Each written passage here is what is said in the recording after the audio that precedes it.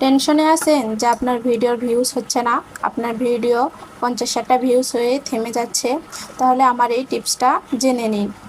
আপনার সামনে যদি কোনো এঙ্গেজমেন্ট ভিডিও আসে, সেটা আপনি স্ক্রল করে যাবেন না। স্ক্রল করলে তাহলে কিন্তু আপনাকে মানুষ চিনবে না। আর আপনি যদি সেই ভিডিওতে একটা লাইক, একটা কমেন্ট করেন, একটা আকর্ষণীয় কমেন্ট করেন, তাহলে কিন্তু অনেকে আপনার কমেন্টটাতে আকর্ষণীয় হবে। তখন তারা প্রোফাইল ঘুরে আসবে, আর এভাবেই আপনার আইডির রিচ বাড়বে। আপনারা খেয়াল করলে দেখতে পারবেন যে আমি গত 2-3 দিনে 3-4টা ভিডিও ছাড়ছি, সবগুলো কিন্তু 300-র উপরে, 500-র উপরে, এমনকি 1K-র উপরে গেছে। এজন্যই যে আমি কারো ভিডিও সামনে আসলে সেটা স্ক্রল করি না।